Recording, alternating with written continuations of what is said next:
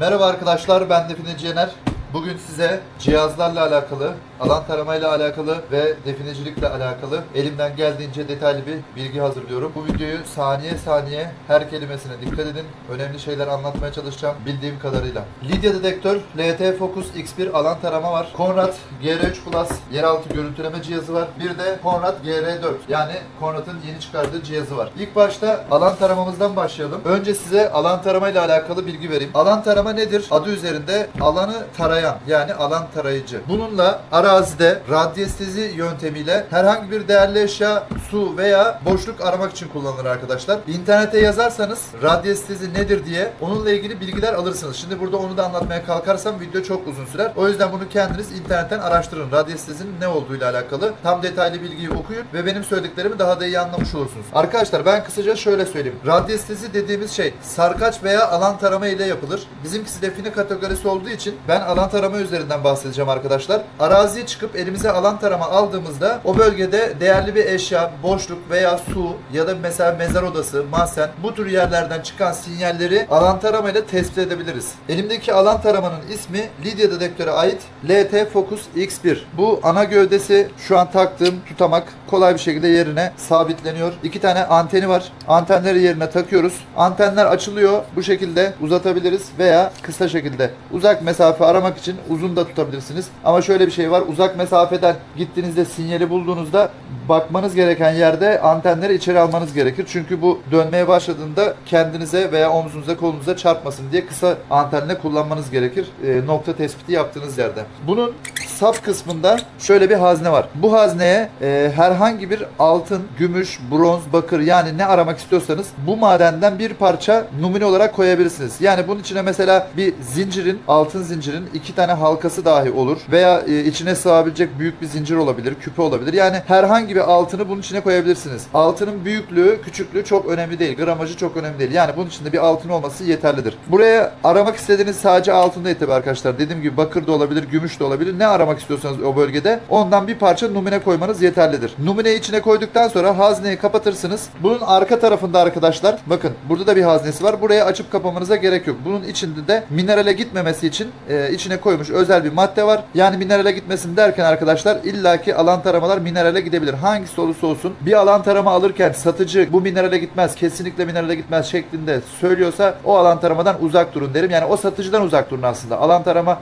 belki problemli değildir ama minerale gitmez diye adam yalan söyler arkadaşlar. Öyle bir şey yok. Bilginiz olsun. İlla ki mineral düşebilir. Şimdi mineralden nasıl kurtulacağız derseniz buna yapacak hiçbir şey yok arkadaşlar. Yani böyle bir teknoloji de böyle bir ilim de daha üretilmemiştir, bulunmamıştır. Bilginiz olsun. Bunu mineralden kurtulmak amaçlı sadece kolaylıkları var. Ne yapabiliriz mesela? Alan taramayla tespit ettiğimiz yerden görüntüleme cihazıyla da yeraltı görüntü alırız. Bizim ne olur? Yüzdemizi çoğaltmış oluruz. Yani gene %100 diyemeyiz ama en azından burada mineral mi değil mi biraz daha şansımızı, yüzdemizi yükseltmiş oluruz. Evet biz şimdi alan taramadan bahsedelim. Arkadaşlar alan tarama cihazını bu şekilde aşağı doğru tutarsanız eğer bakın bu şekilde öne doğru eğik tutarsanız alan tarama ilk önce sağa sola ben şimdi burada göstermek amaçlı elimle yapacağım size hareketlerini. Sağa sola böyle bu şekilde hareket ederekten sinyal arar. Bir sinyal yakaladığı zaman o yöne doğru döner. Mesela diyelim ki bu taraftan bir sinyal yakaladı. Bu şekilde döner. Belki de şu kadar uzakta bir sinyal ama siz bunu öne eğik tuttuğunuzda arkadaşlar birazcık döner. Siz ne yapmanız gerekiyor? Yavaş yavaş kendinizi böyle döndüreceğiniz.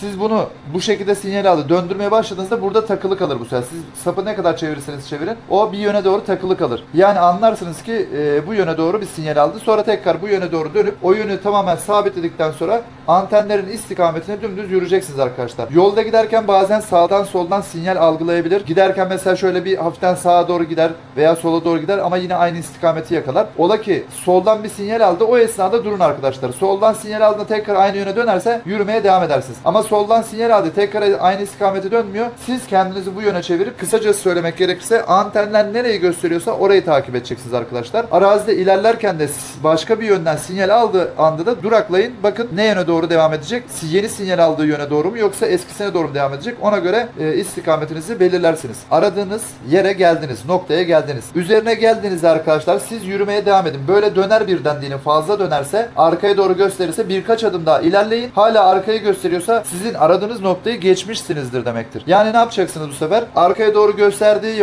yerde alan taramayı tekrar indirin aşağıya. Bir daha kaldırın. Başka yöne dönüp de tabii ki. Bir daha kaldırın. Aynı yönü diyelim ki gösterdi. Bu sefer o tarafa doğru dönüp yine o biraz önceki üzerinizden geçtiği yöne doğru ilerleyeceksiniz. Orada tekrar aynı hareketi yaptığı esnada durun arkadaşlar. Yani aradığınız yer burasıdır. Sonra tekrar alan taramayı indirin. Bir daha aynı yerde bu şekilde havaya iki elinizle tutabilirsiniz, tek elinizle tutabilirsiniz. Ben şimdi ofiste olduğum için el hareketleriyle kendim yönlendiriyorum alan taramayı, anlayın diye. Ben size yapacağı hareketleri gösteriyorum arkadaşlar. Alan taramayı tam noktada kaldırdınız havaya diyelim. Kaldırdığınızda biraz böyle bekleyin. Bir sağ sol da yapabilir ilk etapta. Direkt dönmeye de başlayabilir. Sağ sol yaparsa sağa ya da sola devam etmesi hiç önemli değil arkadaşlar. İki tarafa da dönebilir. Bu şekilde tutun. Diyelim ki yavaş yavaş, bazen böyle çok yavaş dönmeye başlar. Ağır ağır. Siz bekleyin arkadaşlar. Bu tamamen hızını alana kadar bekleyin. Olduğu yerde dönerken de hızı aslında çok önemli değildir. Çok hızlı da dönebilir. Şöyle yavaş da dönebilir arkadaşlar. Bu şekilde. Bu da bir sinyal almadır arkadaşlar. Yani aşağıda bir şey var. Mineral de olabilir, doğal boşluk da olabilir, su da olabilir, bir mezar odası da olabilir, mahzen de olabilir,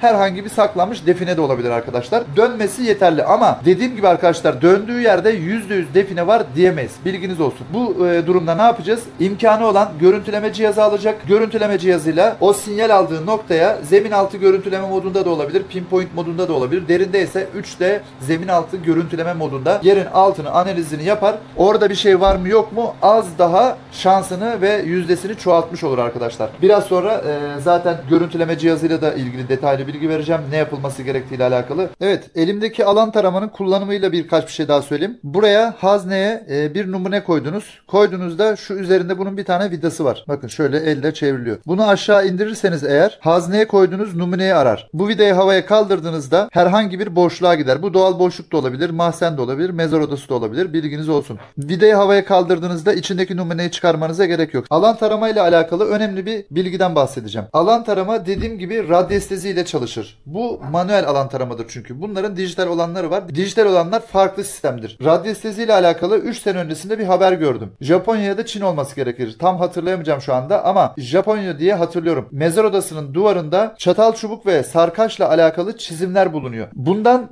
5000-6000 sene öncesinde yapılmış bir mezar. Yani demek istediğim, radyestezi bu kadar yıldır, 5000 senedir, 6000 senedir kullanılan bir yöntem. Belki daha eskisi de var. Radyestezi ile eskiden insanlar hastalıkları veya işte bu tarz madenleri aramakta kullanıyorlardı belki. Ama tabi zamanla bu geliştirilerek defineye kadar, madenlere kadar birçok şeyde kullanılmaya başlamış. Mesela Rusya ve Avrupa'nın bazı ülkelerinde sarkaçla sağlık üzerine çalışmalar çok fazla yaygın ve bu devlet destekli olarak yapılıyor. Bunları falan bir araştırırsanız zaten bana da hak verirsiniz bu konuda. Şimdi bunu niye bu kadar detaylı söyledim? Geçen gün sosyal medyada bir video denk geldi bana. Şimdi isim vermeyeceğim. Ben böyle şeyleri de sevmiyorum. Bu tür davranışlardan kaçınıyorum ben. Arkadaşlar, adamın birisi. Bu adam cihaz satıcısı. İş yeri var. Videoda gördüğüm kadarıyla da fazlaca bir dedektör markasından elinde cihazlar var. Böyle bir satış yapan bir firma. Böyle bir iş yeri sahibi. Şimdi adam diyor ki alan taramalara inanmayın.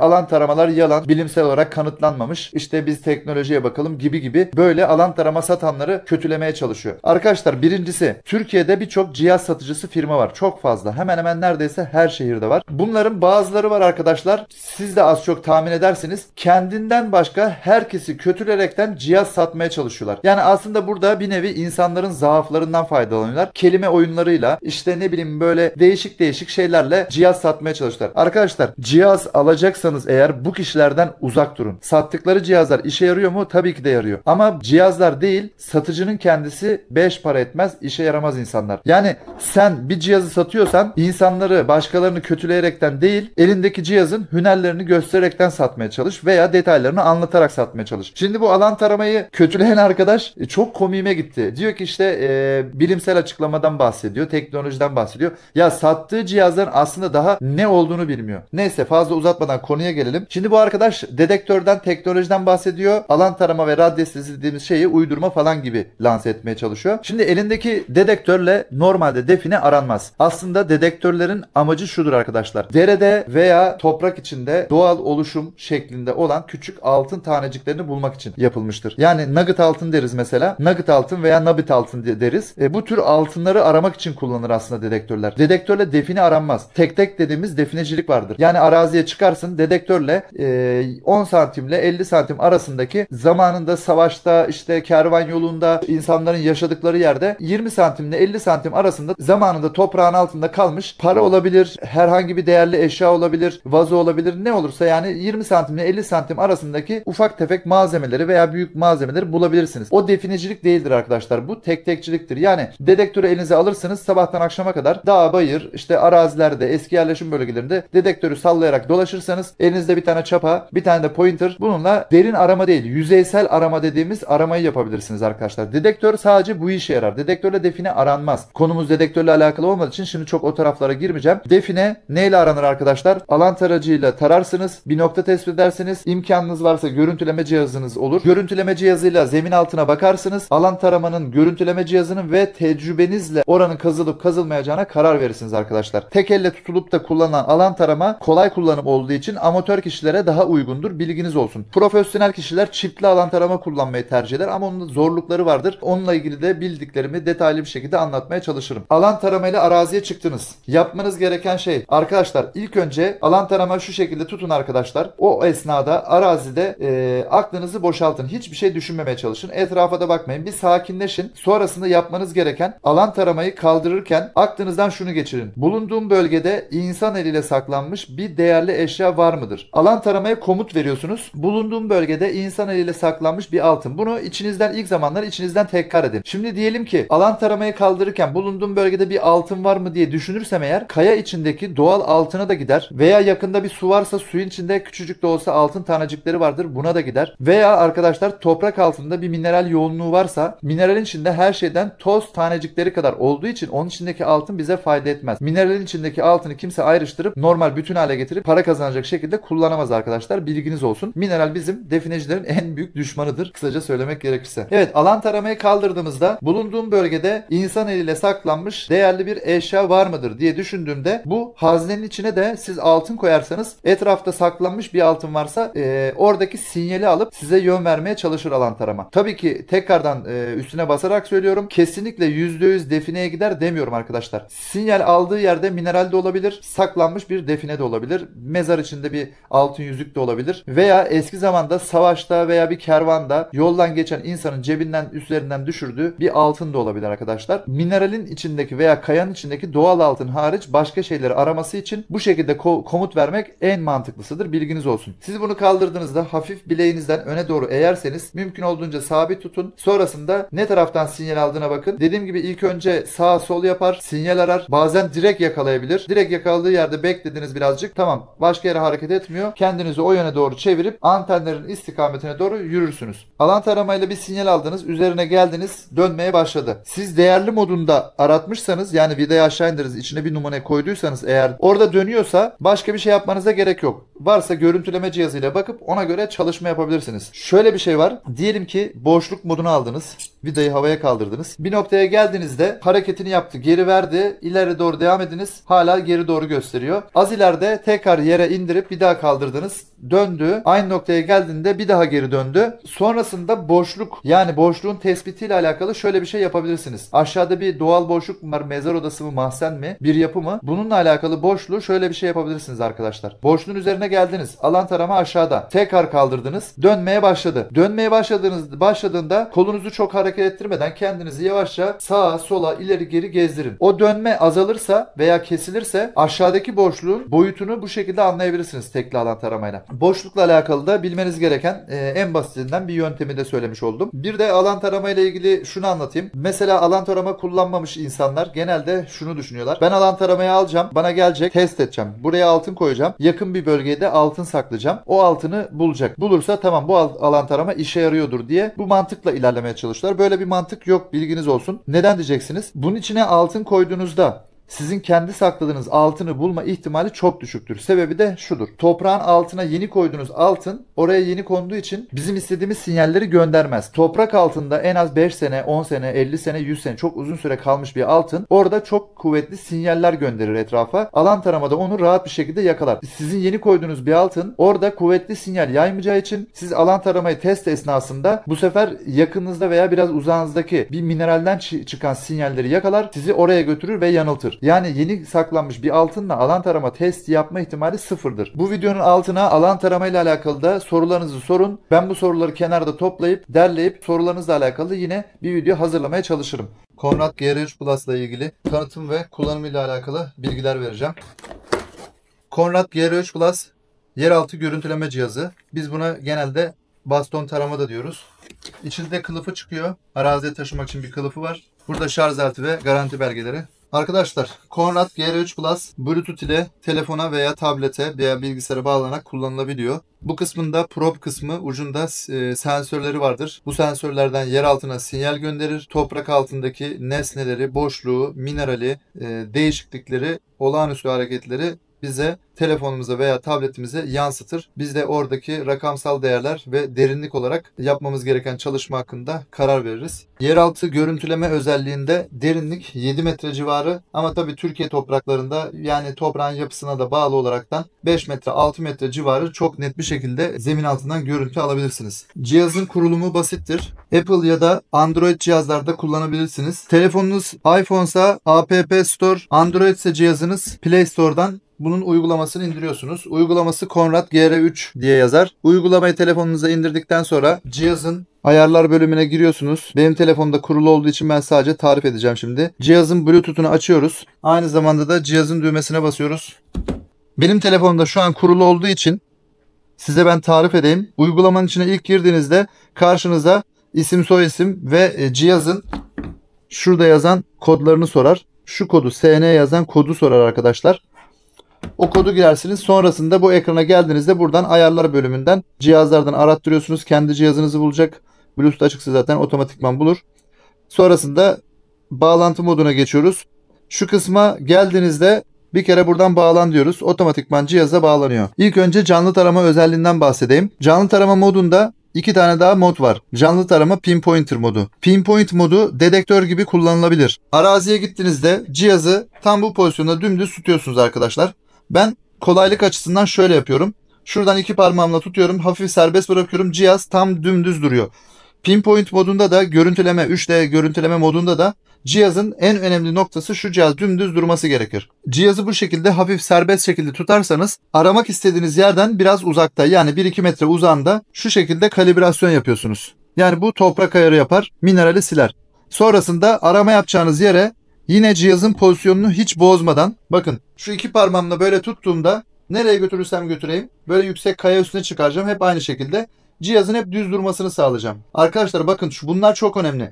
Cihaz tam dik durması lazım. Ayrıyeten şu pozisyonda kalibrasyon yaptıysanız bu cihazı sağa sol yine çevirmeyin. Nereye götürürseniz götürün kalibrasyon yaptığınız şekilde kalacak. Bu şekilde gezdirirsiniz. Bu şekilde bir değerli bir madenin üzerine geldiğinde şu kırmızı şöyle yapalım. Bakın şu kırmızı kısım 90'lara kadar vurması lazım. Mavide 90'a vurursa içeride doğal olmayan boşluk olma durumu var. Kırmızı tarafta 90'a kadar vurursa 90 ve üzeri vurursa burada da değerli bir maden olma ihtimali var arkadaşlar. Hassasiyet ayarı var, eşik değeri var. Bunları değiştirmenize gerek yok. Bunlar kendi ayarında kalsın. Sadece sesini de açalım cihazın. Bakın mesela diyelim ki bir boşluk yakaladığında bu şekilde 90'a kadar vurur mavi kısımda. Kırmızı tarafta da bir değerli yakaladığında şu sinyali almış olmanız gerekir. Ama dediğim gibi unutmayın bu cihazı kalibrasyon yaptığınızda bakın ilk etapta kalibrasyon yaptığınızda aynı pozisyonda istediğiniz yere gezdirin. Bu şekilde şöyle 40, 50, 60 iki taraftan da 40, 50, 60'a kadar gelen rakamları çok fazla umursamayın. Siz bunu cihazı şöyle ileri geri sağa sola biraz yatırırsanız bakarken hatalı sinyal verir. Bu sefer de orada bir şey var sanıp boşu boşuna çalışma yaparsınız. O yüzden bunu bu şekilde güzelce Dimdik tutaraktan. Şimdi bunun bir de 3B tarama modunu anlatayım size. 3B tarama modu zemin altına sinyaller göndererekten toprak altındaki değişiklikleri anlayabilmek için kullanılan bir özelliktir. Bu bölüme girdikten sonra üstteki manuel otomatik yazan kısmı ellemeyin. Manuel olarak kalsın. Başlangıç noktası sağ ya da sol. Şöyle düşünün. Burada şu anda inceleme yapacaksınız diyelim. Girdiğinizde bakın 3, 6, 9. 9 tane kare var burada. Bu her kareye birer tane sinyal göndermeniz gerekiyor. Burayı toplamda 9 karenin içine tek tek sinyal göndermeniz gerekiyor. Bu sinyal gönderme işlemi de şu şekildedir. Şimdi bakın en üsttekini manuel yaptınız. Yani sinyalleri kendiniz bir tane cihazın üzerindeki şurada bir butonu var. Bu butondan da basarak sinyal gönderebilirsiniz. Telefonun ekranında da şurada da veri gönder yazan yerden de basıp gönderebilirsiniz sinyalleri. En üstteki manuel olarak kalacak. Yani manuel demek sinyalleri kendiniz göndereceksiniz. Başlangıç noktası. O biraz önce gösterdiğim 9 tane kareyi başlangıç noktası olarak sol ya da sağdan başlayacak şekilde seçebiliyorsunuz. Bunu siz mümkün olduğunca her zaman sağdan başlangıç seçin. Sağ taraftan yukarı doğru gideceksiniz. Şimdi altında tarama şekli var. Zikzak ve paralel diyor. Zikzak dediğimiz mesela o 9 tane kareyi sağ alt köşeden başlayıp yukarı gidip yan sıradan aşağı, son sıradan yukarı, yani zikzak çizmiş oluyoruz. Paralel olarak bakarsanız en alttan yukarı gideceksiniz, sonra orta sırayı tekrar aşağıdan yukarı doğru. Ama zikzak seçerseniz gidip gelmesi daha kolay olacağı için sinyalleri daha kolay gönderirsiniz. Arkadaşlar arazide en önemli şeylerden bir tanesini söylüyorum. Görüntüleme cihazından güzel verim alabilmek için sinyal aralıklarını mümkünse 10'a 10 seçin. Her sinyal gönderdiğiniz kutucuğun aralığını siz sinyal gönderirken cihazla 10 santim ile 1 metre arasına kadar çıkarabilirsiniz. Sizin genelde göndermeniz gereken sinyaller 2 sinyal aralığını 20 santim gibi. 10'a 10 sinyali seçtik. Zikzak seçtik. Sağ taraftan başlangıç. Manuel dedik. Taramayı başlat diyoruz. Bakın şimdi burayı bizim önümüze getirdi. Ben her sinyal gönderdiğimde buradan yukarı doğru direkt ekrandan basarak gidelim. Bakın. Bu cihaz buradan başladı. Her sinyali bir tane 10 taneye kadar gönderdiniz. Bu şekilde sinyalleri göndererekten ilk sırayı bitirdiniz. İkinci sırayı ne seçmiştik? Zikzak. Zikzak olduğu için hemen 20 santimde bu tarafa alaraktan geriye doğru her sinyal attığınızda 20 santim geriye çekeceksiniz. Bu şekilde 20'şer santim geriye çekerek bütün kutucukları aynı bu pozisyonda bakmak istediğiniz bölgeye bu şekilde tek tek sinyalleri gönderiyorsunuz. Çok acele etmeyin, çok yavaş da hareket etmeyin. Orta ayarda yaparsınız. Şimdi bakın burada zaten nasıl sinyal göndermeniz gerektiğini söylüyor. Zikzak seçtiğimiz için her sırayı, ilk sırayı yukarı doğru gidiyor, sonra aşağı doğru, bir daha yukarı, şimdi tekrar aşağı doğru gelecek. Bu şekilde komple bütün sıraları doldurana kadar sinyalleri gönderin. Bu cihazı yeni kullananlar özellikle ya file sistemi ya da yanınıza mesela kireç, toz kireç alabilirsiniz. Görüntüleme yapmak istediğiniz yere belli aralıklarla, mesafeyle toz kireçten birer parça bırakın arkadaşlar. Yani işaretleyin zemini. Aynı dama taşı gibi. İşaretleme yaptıktan sonra sinyal göndermeniz daha düzenli ve nizami olur. Güzel sonuç alabilirsiniz. Bir yöntem daha var bunun için. Bir tane uzun bir kablo alırsınız. Kabloya her 20 santimde bir kırmızı bir elektrik bandıyla 20'şer santimde bir bantla işaretleme yaparsınız kabloya.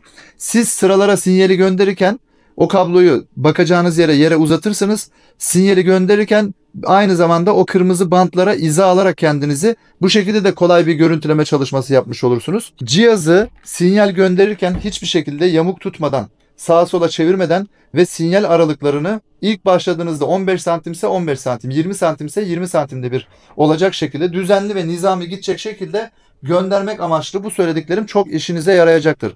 Şimdi gelelim görüntü okumaya. Arkadaşlar ben şimdi dosyalara giriyorum. Benim eski görüntülerimden bakacağım size. Şu görüntü, şu kısım mavi, boşluk vermiş. Şu turuncu olan kırmızı kısım. Burada değerli olma ihtimali var diyor arkadaşlar. Hemen ne yapıyoruz? Böyle bir görüntü aldığımızda bomboş bir tarlaysa eğer, baktığımız yerde hiçbir şey yoksa, yer altında her şey olağansa eğer, her tarafı yeşil gösterir arkadaşlar. Yeşilin tonlarında gösterir. Ama burada toprak altında bir değişiklik varsa, define tarzı veya bir mezar tarzı bir şey varsa eğer, mutlaka bu şekilde farklı renklerle size bildirecektir. Bizim aradığımız renkler kırmızı ve mavi. Burada tam şurada metre işareti gösteriyor. Buraya tıkladığımızda bize derinlik verir. Ben buradan bir görüntü aldım. Görüntü ilk açıldığında Bakın şimdi mavi boşluğu kaç gösterdi? 1.9 metre. Yani ortalama 2 metrede bana bir boşluk verdi. 2 metrede boşluk verdiyse ne olur arkadaşlar? Direkt şüpheli nokta yüzdesini arttırdı. Derinliğe baktıktan sonra ikinci bakmamız gereken rakamsal değerler. Maviye 63 vermiş. Yeşil kısma bakalım. Yeşil kısmı 91 vermiş. Yani ne demek bu? Toprağın buradaki normal, ellenmemiş, doğal bir toprağın toprak değeri 91. Buradaki 63 mavi. Yani burada bir boşluk var. Arasında ne kadar fark var arkadaşlar? Yaklaşık 30'a yakın fark atmış. Yeşil olan renk ile mavinin veya kırmızının arasındaki farka bakacağız. Aradaki fark en az 10 fark atması lazım arkadaşlar. 10 fark atmışsa eğer burası şüpheli. Yani burada bir şey olma ihtimalinin yüzdesi ne oldu? Otomatikman arttı. Mavi yeşil renkten aşağı düşmesi gerekir. Kırmızı yeşil olan yerden yukarı çıkması gerekir. Yani yeşil 91 ise burası 101 olması lazım en az kırmızı olan. Yeşil 91 ise mavi olan da en az 80 olması lazım arkadaşlar. Şimdi biz burada ne düşünüyoruz? Kırmızı olan kısmı kaideye almayacağız. Mavi olan yer bizim için şüpheli. Bu mavi yerle alakalı derinliğe baktık. Rakamsal değerlere baktık. Oradaki toprağa baktık. Burası şüpheli bir nokta. Tamam. Buraya çok rahat çalışma yapılır. Evet. Conrad GR3 Plus ile ilgili yeterince bilgi verdim. Yine aklıma gelmeyen bir şey varsa yorumlarda sorarsınız. Ya yorumlarda cevap veririm ya da yarın öbür gün bunlar için bir tane daha video hazırlarım. Temel kullanım amaçlı bu anlattıklarım, bilginiz olsun arkadaşlar. Evet arkadaşlar, Conrad detektöre ait GrandTech GR4. Bu cihazın kullanımı ve detaylarıyla alakalı bildiklerimi size anlatayım. Cihazın çantasını açıyoruz. Üst kısmından cihazın ana gövdesi çıkıyor. Hemen yanında zemin altı görüntüleme yapmak için sensörlerin olduğu prop var. Çantadan garanti belgeleri ve şarj aleti çıkıyor. Çantasını çok pratik yapmışlar. İki bölme cırtlarla birbirine birleşiyor. Buradan ayıralım hemen. Ayırıyorsunuz. İsterseniz sadece görüntüleme kısmını taşımak için böyle bir çantası var. Diğer çantasında pulse dedektör olarak kullanılan diğer aparatları var. Burada ana gövdeye bağlanan dedektör başlığını kullanmak için sap kısmı, yani bir aparatı var. Sap kısmının ana gövdesine bağlantısı için böyle bir aparatı var. Şimdi bunların hepsini tek tek kuracağım. Hep beraber inceleyeceğiz. Böyle bir başlık var, dedektör başlığı. İkinci çantayı da ayıralım.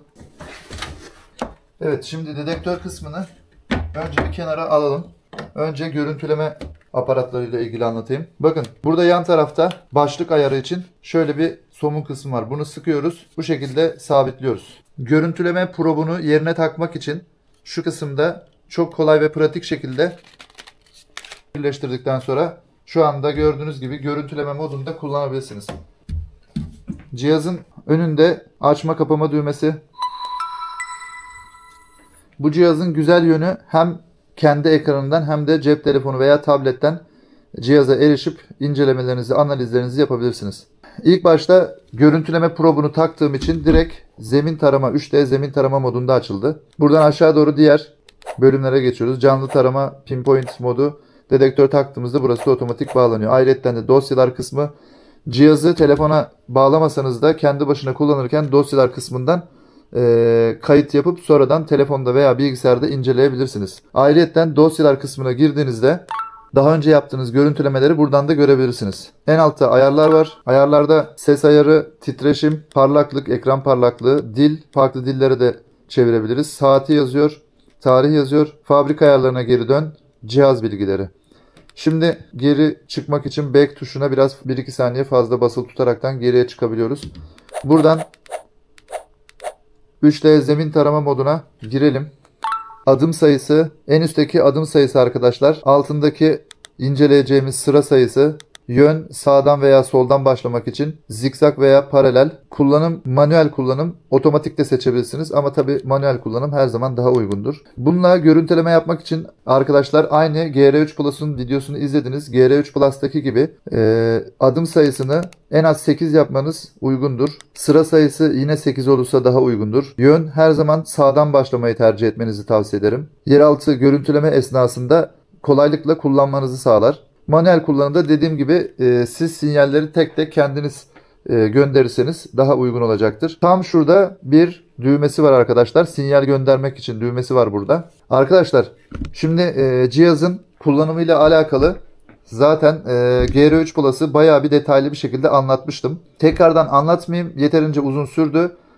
Kısadan bunu sadece tanıtayım. Çünkü görüntüleme modunda GR3 Plus'la her şeyi aynıdır arkadaşlar. Kullanım olarak tabii ki. Ama derinlik olarak tabii ki GR3 Plus'tan daha fazla derine iniyor.